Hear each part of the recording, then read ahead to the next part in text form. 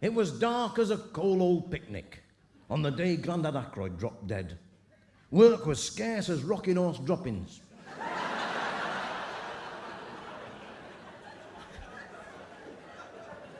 Not a church roof for miles with lead. So cold that the flame on the candle got frozen one Wednesday night, and we had to warm it up in the oven before we could get it to light. Some brass monkeys outside sung carol soprano. You could hear them cursing and swearing.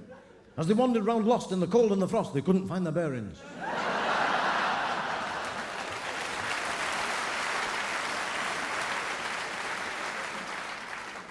On Sunday, our chicken for dinner was a pigeon from off next door's loft, and my dad pumped it up with his bike pump too hard, and our Sunday dinner buggered off.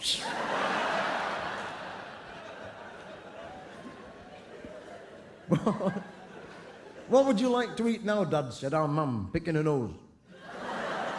Hard-boiled eggs, our dad said. You can't get your fingers in those.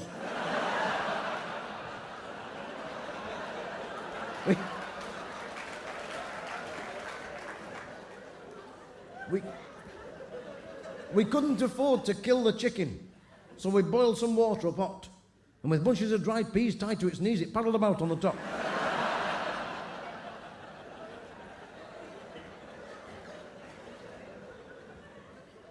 My granddad had mortgaged his pension till 1994, while my gran in her vest was outside doing her best with a red light above coal shed door.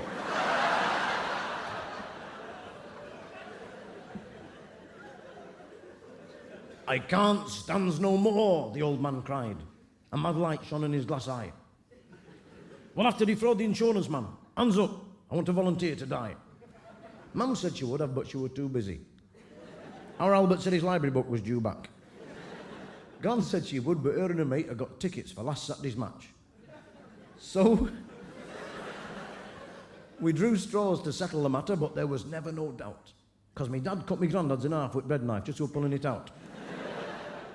I'm too old to die, he said, using the cat as a club to belabour me dad. All right, Dad says, you don't have to die, just lie down and pretend as you are. So my granddad laid down on the hearthrug, and we called the doctor in. My gran took out a bottle and glasses and got him smashed on a tomcat gin. He said my granddad had died of a very rare disease, a bad case of tropical frostbite. Then he staggered off out and we all heard a shout from the street because he slipped in some dog shite.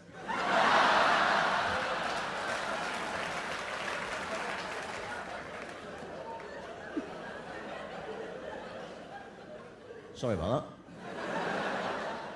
There isn't a lot rhymes with frostbite, see? Not that you can slip on, anyway.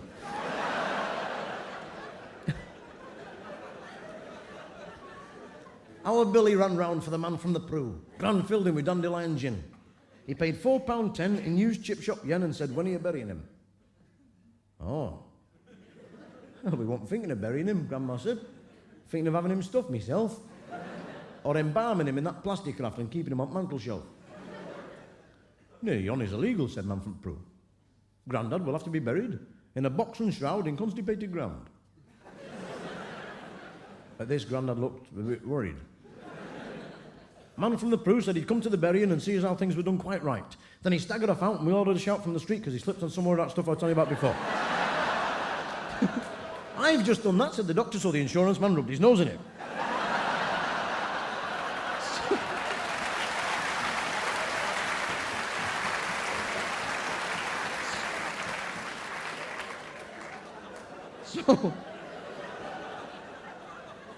So the pretend corpse now had to be buried.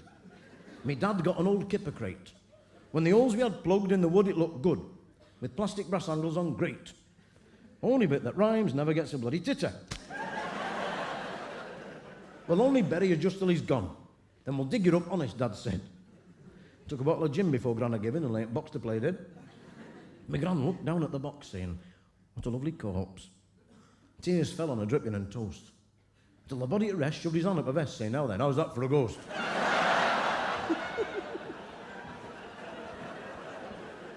So, we put the box on Big Mabel's coal cart, and off to cemetery we set. We followed on bikes and all went quite right till another burying we met. A policeman was stood on point duty because there was a fault in the traffic lights. But he fell to the ground with his arms flailing around because he slipped in the road and another load of that stuff I was telling you about before. We just done that, said the doctor in insurance, so the policeman rubbed their noses in.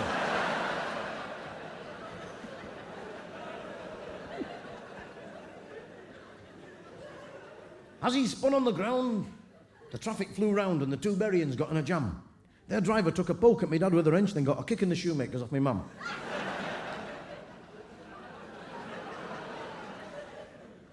When we sorted it out, we'd got the wrong box. Grandma said, "Oh, we won't see no more of him." When their driver come round, our Berrien we found had gone to the crematorium. By the time that we got there, the service was done. You could hear the organ play as the congregation went hankies and sniffed and our kipper box went on its way. The shutters were open, we all heard the flames, and suddenly Grandad give a yell and a coffin with legs in its arse end on fire and out on the conveyor belt.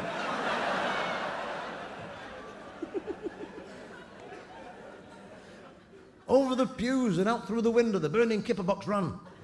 And we all cheered the crate as it swam through the lake, chased by me dad and me mum.